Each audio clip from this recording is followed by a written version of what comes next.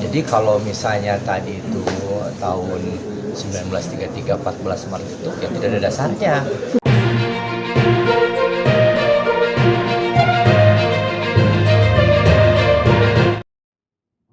Persib Bandung secara resmi mengubah dan mengukuhkan hari lahir yang sebelumnya tanggal 14 Maret 1933 menjadi 5 Januari 1919.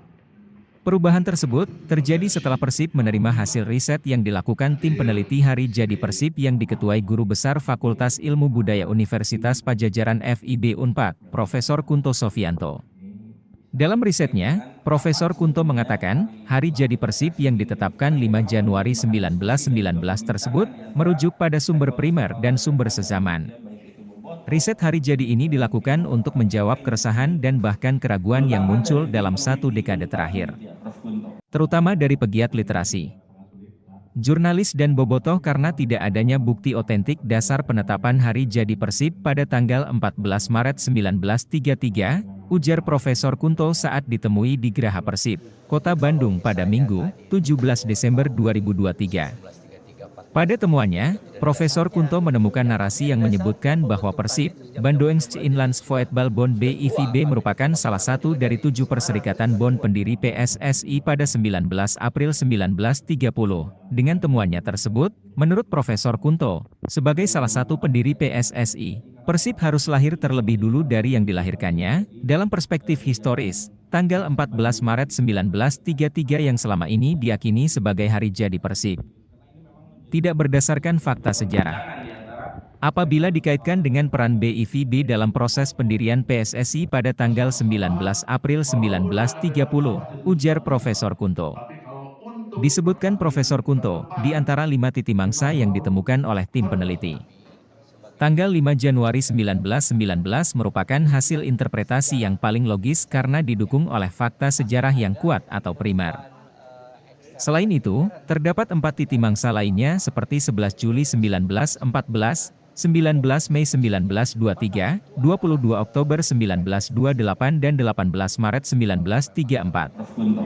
Nah, dalam naskah akademik yang sudah juga dilalui proses FGD, kemudian juga proses diseminasi begitu ya, kita tahu bahwa ada titik mangsa yang muncul dari hasil penelitian ini. Nah, boleh diceritakan Prof, kemudian pada akhirnya menguat ke 5 Januari 1919. Ini jadi di-spill begitu ya. Jadi silakan Prof Kunto, mungkin bisa dijelaskan begitu ya secara metodologi, kemudian juga bukti-bukti apa yang kira-kira memperkuat begitu bahwa ternyata Persib itu lahirnya di 5 Januari 1919 berbeda dengan apa yang sudah diketahui oleh orang-orang kebanyakan pada hari ini. Silakan Prof. Terima kasih. Ya, pertama-tama ada keprihatinan mengenai hari jadi Persib dan sudah disepakati akhirnya juga bisa ketemu sekitar bulan Maret dan itu diawali untuk penelitian. Nah, saya penelitian itu bersama 5 orang, yaitu yang hadir dari sini Kang Budi ya, ini Kang Budi peneliti, kemudian Pak Dr. Miftah sekarang karena dia ketua prodi sekarang di Jogja dengan memberikan, kemudian Mas Ridho juga sebagai peneliti dan Mas Iqbal. Nah, dari 14 Maret 1933 itu ditelusuri karena memang tahun 30 itu PSIB itu ikut mendirikan PSSI. Kenapa ini tahun 30 sudah ada, tapi ini berdiri tahun 33. Nah, kami telusuri, memang ada ke bawahnya, ada tahun 28, tahun 23. Kami menelusuri sampai ke terutama Arsip Nasional di Jakarta, dan sangat gembira sebetulnya di sana itu Ibu penjaga di arsip itu, wah kebetulan Prof katanya ini ada nih yang namanya itu Bandung Football, Perserikatan Sepak Bola Bandung. Aduh, alhamdulillah, kebetulan saya cek, karena itu bahasa Belanda ya. Tidak mudah. Tahu ini Persatuan Sepak Bola orang Belanda ya, dan banyaknya itu orang Belanda, Eropa, dan ada juga orang Indonesia. Wah, bukan ya. Nah, kebetulan kami juga sesudah GD itu ketemu dengan Pak Glenn di Jakarta. Terus sengaja untuk menyampaikan GD. Nah, kami berbicara memang ini bukan berbicara untuk mencari nama, tetapi asal usul. Selalu saya analogikan bahwa Soekarno itu namanya itu pada waktu lahir 1901 itu namanya Kusto ya, tapi karena sakit-sakitan sehubungan dengan kepercayaan di Jawa namanya sudah 11 tahun diubah menjadi Soekarno. Nah, tanggal kelahiran Soekarno tetap 1901. Nah, kami cari lagi, memang ada perubahan tahun 1998 itu gencar sekali karena itu menjelang Sumpah Pemuda belakang terus, dan memang Kang Budi juga melaporkan tim peneliti yang lain bahwa kebetulan, nah ini carinya memang tidak mudah ya. Karena sudah di mikrofilm, koran-koran lama itu sudah lapuk dan harus rajin satu-satu sampai pusing ya. Karena juga di mikrofilm di perpustakaan di Medan Merdeka itu baru bisa dipergunakan setelah jam 4 sore itu sampai jam 8 malam karena banyak orang. Nah, di sana ketemu itu koran kaum muda ya. Ada sebetulnya koran Priangan Bode, ada Sifat Tahunan, ada juga yang lain-lain, tapi dicari, dibantu juga oleh mahasiswa yang untuk mencari satu persatu gitu sampai mata beliau gitu ya. Dan ada koran 7 Januari 1901. Jadi kalau misalnya tadi itu tahun 1933 14 Maret itu ya tidak ada dasarnya.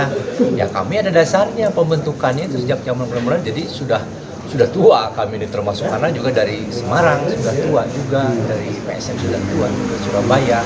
Nah, Bandung memang dilihat itu memang benar. Dan siapa itu yang menurut 14 Maret kan tidak ada yang tahu jawab.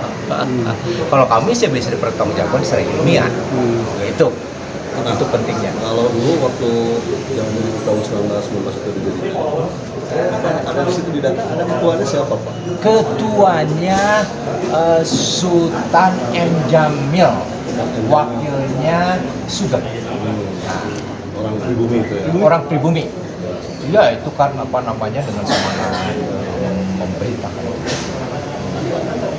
Yang di Persib ini juga Sultan Pamuncak sama Sultan. Ya betul.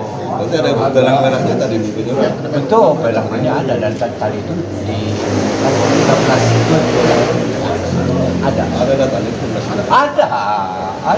Ada di koran itu ada. di koran negara. Oh, itu pemuda.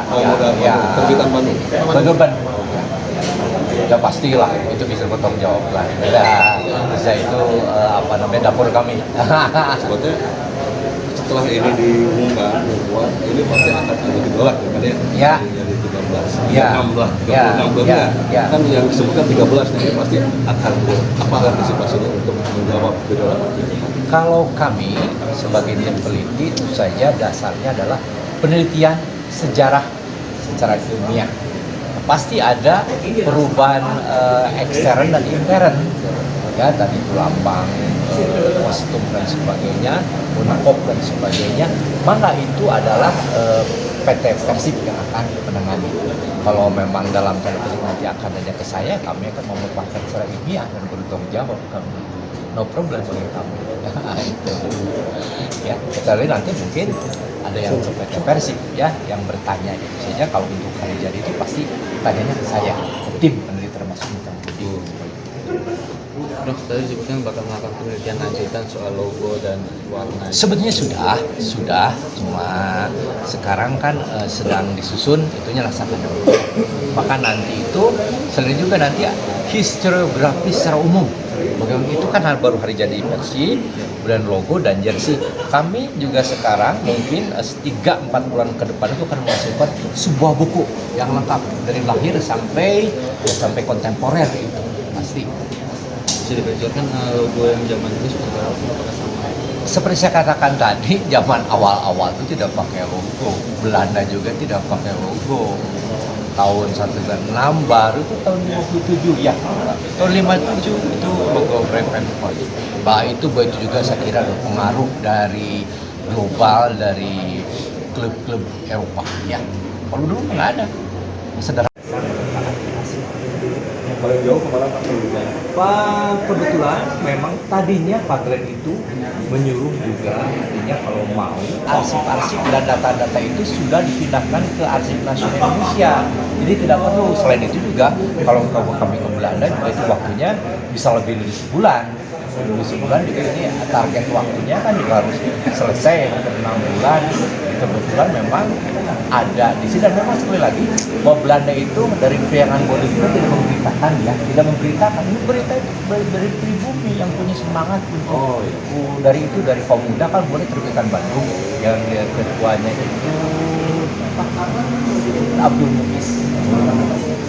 Nah itu diberitakan semua kegiatan mana tahu seperti saya katakan persekolahan itu dilecehkan orang Belanda itu. Jadi siapa lagi kalau bukan mengangkat kita sendiri. Prof. Download Tribun X sekarang, menghadirkan lokal menjadi Indonesia.